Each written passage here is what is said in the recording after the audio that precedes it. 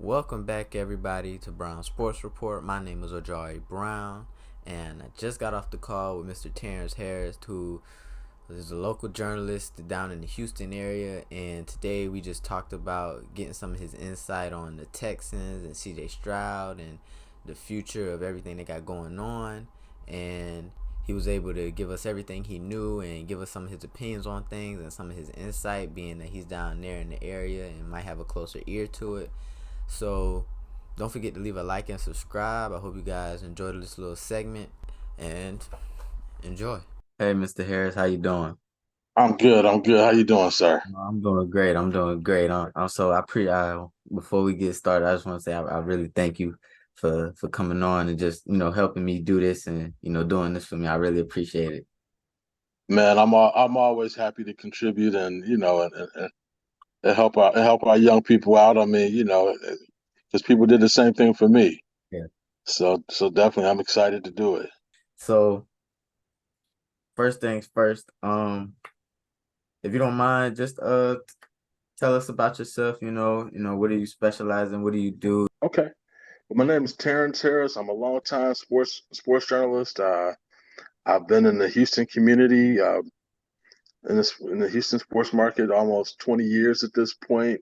But I'm more than 30 years in the game. I've covered everything from high school sports to auto racing to major college sports and the NFL, the NBA. So I've done it all. I mean, I would love to say that I specialize in one particular area, but I'm one of those people. I'm not gonna let you pigeonhole me like that. So, I'm gonna tell you, I'm a jack of all trades. You put it in front of me, I'm gonna get it done, and that's me. So, and that's how I've built my reputation over the years. Yeah, I like it. I like it. I respect it. So, as I told you before, I want Texans and talk about, just what they got going on over there, knowing that you're in the area and see if I can see what your insight as somebody who's local there and, maybe a little bit closer to the situation and a little bit more have a closer ear to it, where there's just paying attention to it more and knowing some things about it. So Yeah. yeah, so first question, come now that the off season is ended, training camp is officially ended, and we're wrapping up preseason. We got about a week left for preseason, week or two left for preseason. Yeah.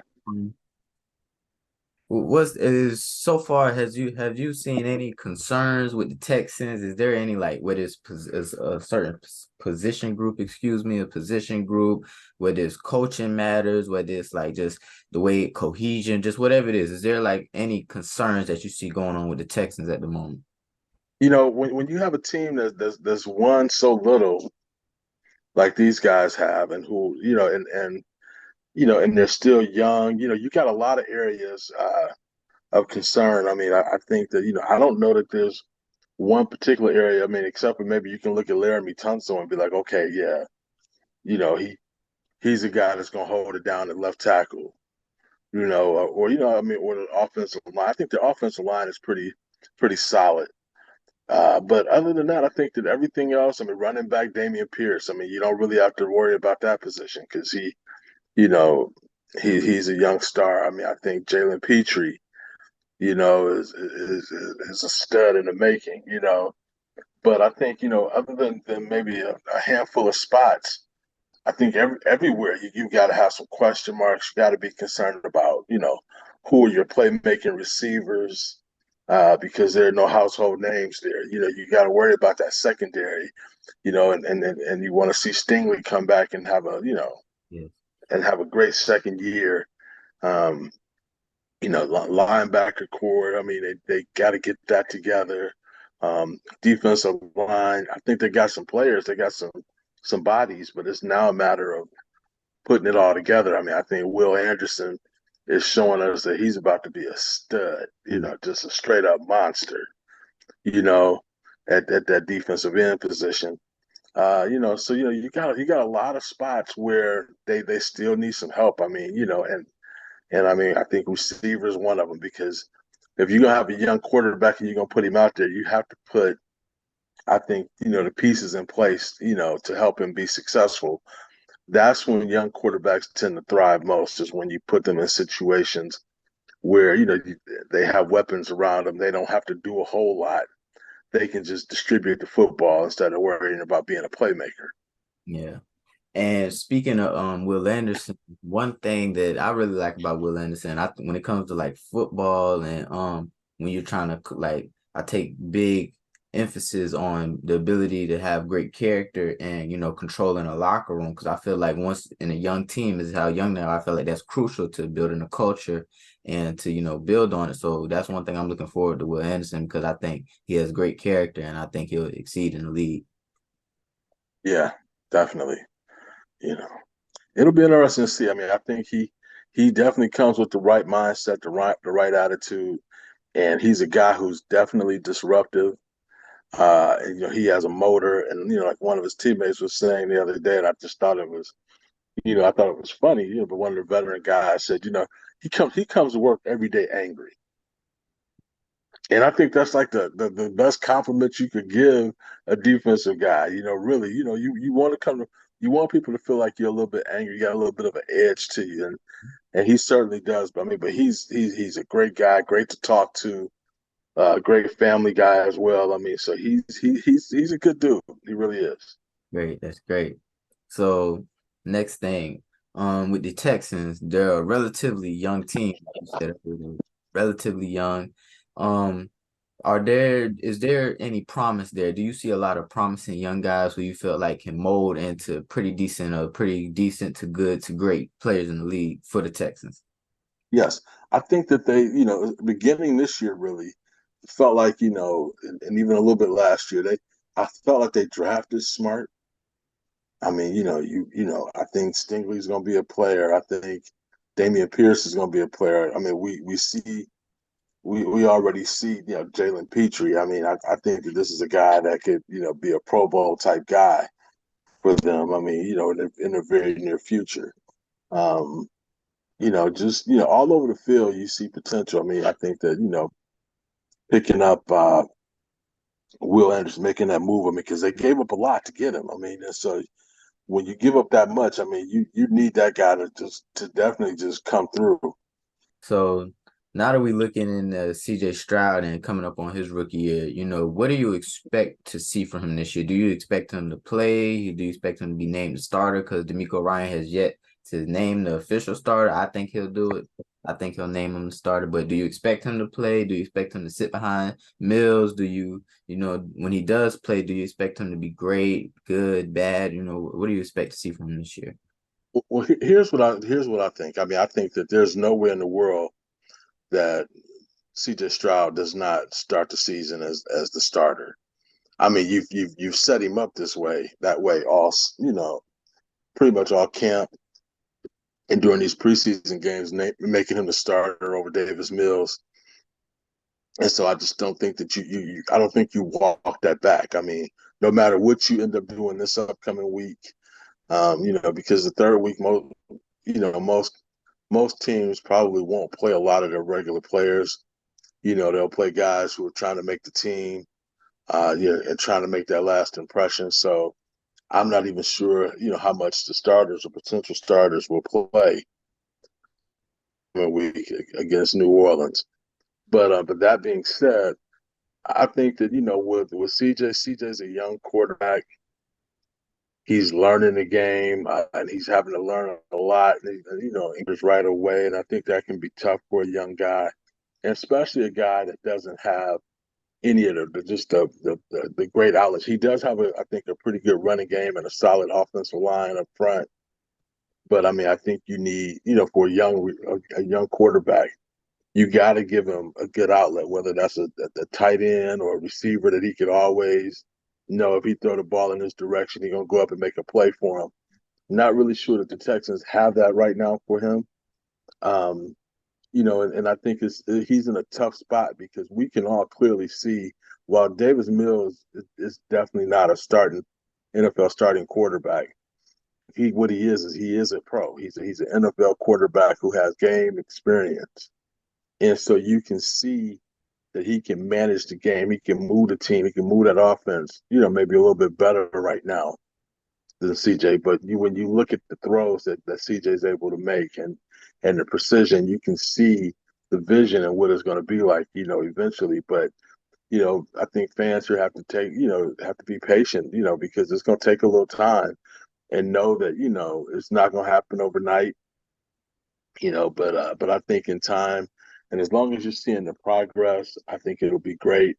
We're you know I think Gerard Johnson is the quarterback's coach. And I've known JJ since he was a freshman at Texas A&M back in the day, and and that kind of dates me a little bit. But I mean, I think he can be good for him because he can relate to CJ, um, and if he can help him grow, it's going to be even better. So we're going to see how that goes. I mean, JJ had been working with Cousins up in Minnesota the last couple of years. So you got a chance to see a guy who's a pro and work with a guy who's a pro and knows what he's doing. And I think if he can help CJ with some of that, that's going to be essential. Oh yeah. Because you got to learn how to be a pro. And I think like Case Keenum, having him here, and hopefully CJ's watching him and how he goes about his business every day. I mean, because at the end of the day, he knows how to be an NFL quarterback the same way that not CJ Stroud, but Davis Mills does. When you watch Davis, you can tell that in those 2 years he learned how to be a pro. Oh yeah. And speaking of what you said about patience, that's one thing that I try to emphasize to anybody when I discuss quarterbacks, especially quarterbacks, because that's one of the positions in the NFL to where you have to give it time.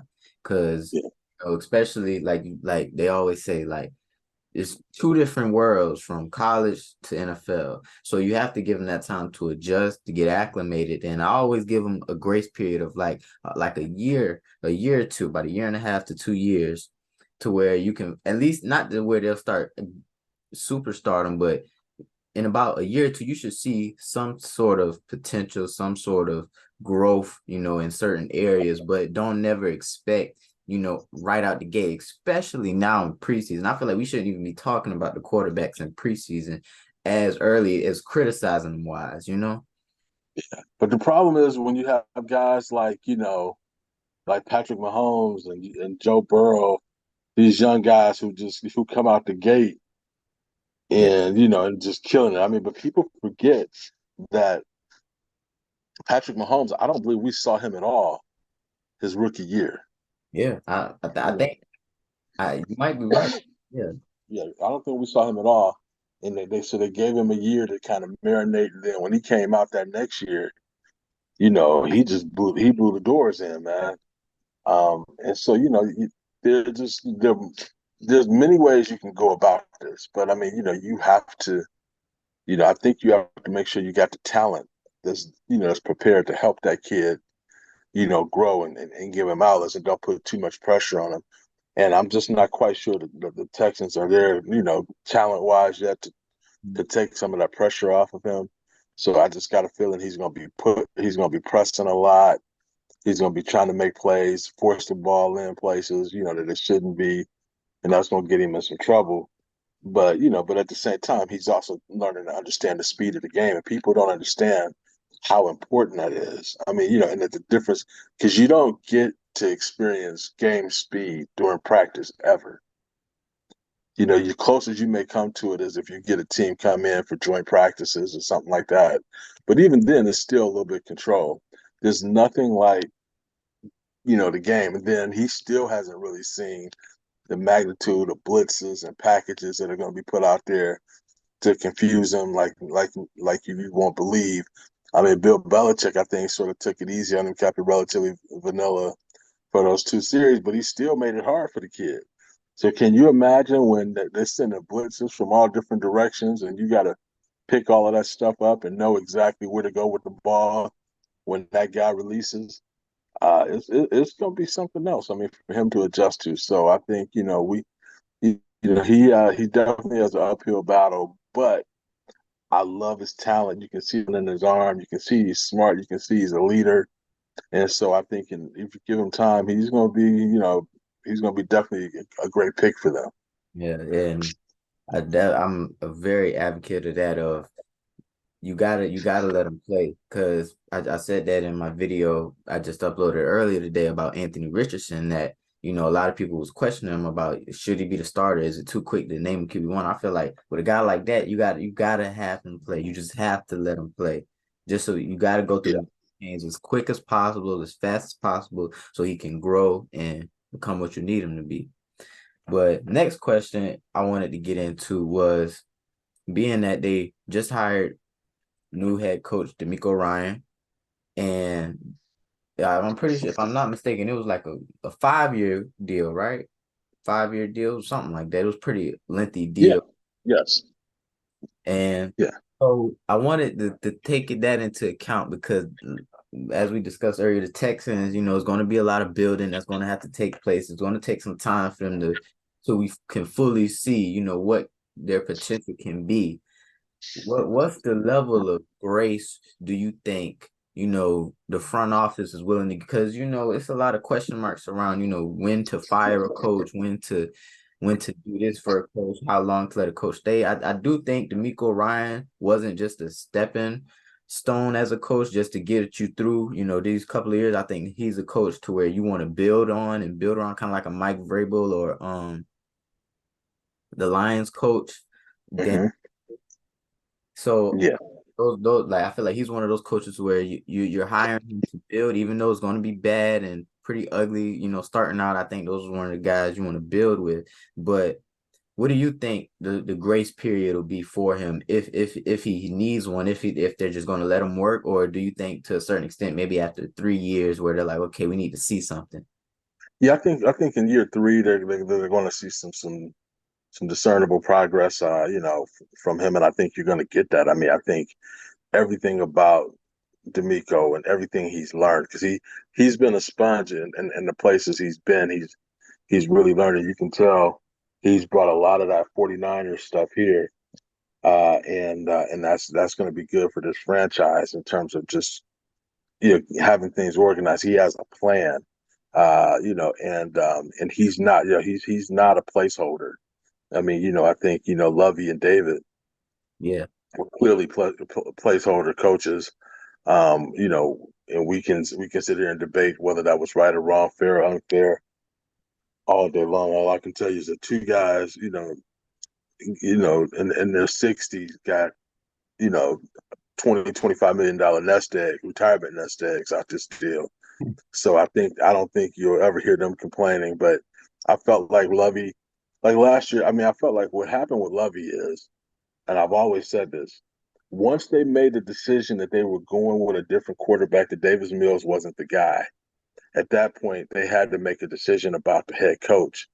And they had to go for a longer term guy. Now, if they felt like they wanted to ride with Davis Mills a little bit longer, I think Lovey would have stayed. But once they made the decision that he wasn't the guy and they needed to go out and get the guy, I think once that decision was made, you understood at that point. Well, we know that we don't see Lovey as a long term solution, and we don't want to change this coach on a young quarterback that quickly. So it's we have to go ahead and get rid of the coach. And I think they at that time they were looking at the number one overall draft pick, and I think Lovey, wisely and like a veteran, supposed to do, he made sure they didn't get what they wanted. it's like y'all not just firing me for nothing. Yeah, I mean he already that was old school, man. Yeah. That was old school. I mean, he and what can you say to him? I mean, he's a coach. He's there to win the game. Hmm. But did he have to win that one? Did he need it? Did he have to do that? No, he didn't have to do it. But he did it because he wanted to show he made them pay for what they were doing to him. So I loved it actually. But Lovey, I mean, but I think once again, D'Amico is a young up and coming coach, um, and I also believe that the front office is probably more on the hot spot, I think, or hot seat than even he is at this point. So I think Nick Casario. I mean, this will be his third head coach.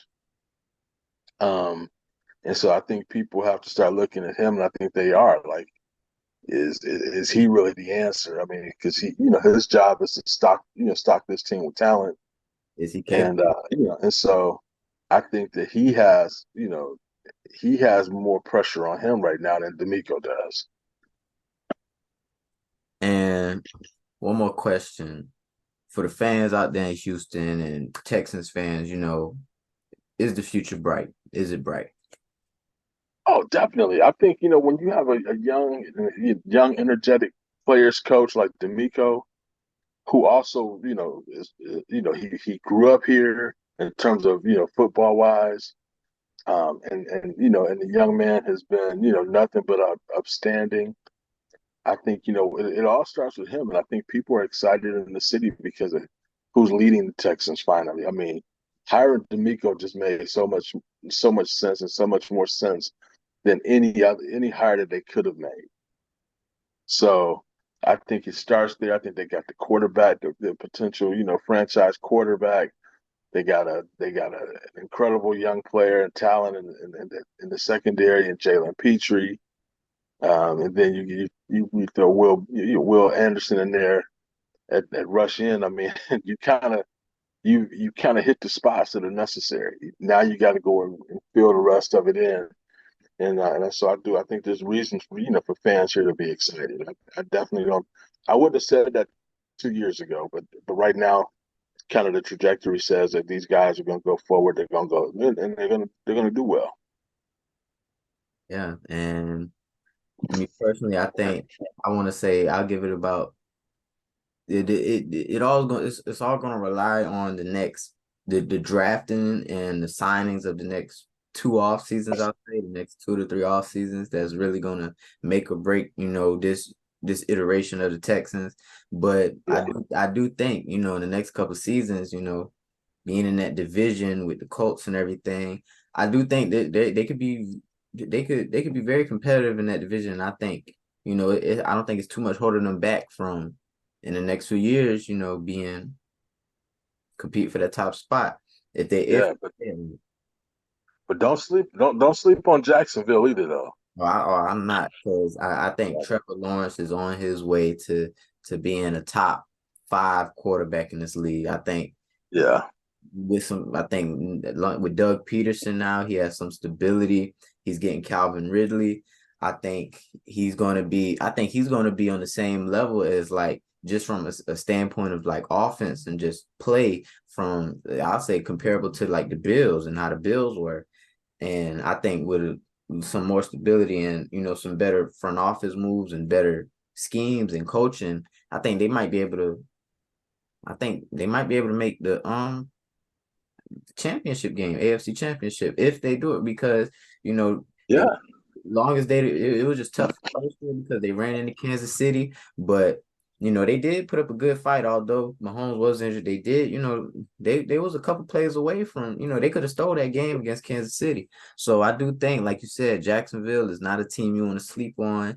And I think for the next 2 or 3 years, well, not even 2 or 3 years. I think for the next 10 years of Trevor Lawrence and Doug Peterson, I think those guys are going to be the head of the division because I do think the Titans aren't really going to be anything. no, I think they're on that downward spiral now, and I think the next I'll call it in like the next year or two. I think they might move on from Derrick Henry and just try to restart everything. If Malik Willis yeah, Levis can't pan out or anything, because I don't think Malik Willis or Will Levis are really franchise changers. But so I do think in the coming future, the Titans are going to start flipping the ship and starting to rebuild. So I do think this is going to be on a silver platter for Jacksonville, and after Jacksonville, there's really a race for that second spot. Depending on, but it is going to be tough because of the AFC. But it is just going to be a race for that second. yeah. It will be. It'll be real interesting. I mean, because Buffalo hasn't, as far as I know, they haven't gone anywhere. Cincinnati hasn't gone anywhere. You know, the Ravens are going to be back there again, and I'm a Cleveland guy, so I'm rooting for my Browns, baby. I mean, I think we're gonna get in the mix, and Deshaun's gonna get it right, and and so you got some talent. The AFC is stacked. Crazily stacked. And I'm so I don't know about before my time or when I was too young, but just from my memory of just being a fan of football, this is probably the most like just capable and just talent wise, just the most great the AFC has been, and from what I can remember, just from It's been a minute. there's like how you only can have two teams in the AFC Championship game, but it's like six teams you can see being in it, and that's the Yeah, crazy. yeah, for sure. And of course, everybody's banking on the Jets. Although I think Aaron Rodgers, to me, is past his day. So, Yeah, because I feel like a lot of people are undermining how he was last season, and they expect they're talking like, oh, that was just a gap year, like he's gonna go back to MVP form in a sense. And like you said, I do think he is kind of hitting that tail end of his career, and it's starting to come about that time to where he's just not going to be the same. And I do have questions about the O line and the overall receiving core. Although I do think they'll probably have some decent schemes to work around it, but I do mhm. it is going to cause for some problems, and I don't think they're going to be able. They're. I think with time they could be, but with the timeline they have with Aaron Rodgers, I don't think they're going to be able to be as competitive as people expect them to be within the next year or two. This reminds me a lot. I mean, this. I mean, this. I'm sure predates you, but back in the day, I was working in Kansas City when guy by the name of Joe Montana ended up with the Chiefs. And of course there were all of these expectations for Joe, and but after what he had did in San Francisco, and they felt like he had been done wrong. I mean, basically got booted out of town. After being such a brilliant quarterback for them, but he came to Kansas City, and he just didn't really have. I mean, you had aging Marcus Allen who was older. But he didn't have any real receivers to work with. But he still made it exciting enough and good enough. I mean, that they made a push in the playoffs. They did those things, but I mean, at the end of the day, if you don't have the players around them at that stage, I mean, you're not going to be successful. I mean, Tampa had players you know, around my man, and I can't believe I'm Tom Brady. And so I think that's why it was a success. I mean, but you got to make sure you can't just ask these older, once great quarterbacks to come in and just do it all themselves because they can't do it. Yeah, and that is a fact. That is a fact. So, I think I'm gonna end it here, but All right, now, before you go, I just want to let you know that like I really appreciate you for coming on, and I hope this could be like a lasting relationship where if I could for call you sure. up whenever I need you, whenever we want to do some work together. I would love to. I would love to do that. Okay, Like I appreciate you coming on, and I truly thank you, man. I truly thank you. Everyone. That was Terrance Harris. Go check him out. Check all his work out. He's a local journalist and reporter in the Houston area. Go do your research on him. But that was Brown Sports Report. I thank you all for watching the video and having this experience with us. Goodbye.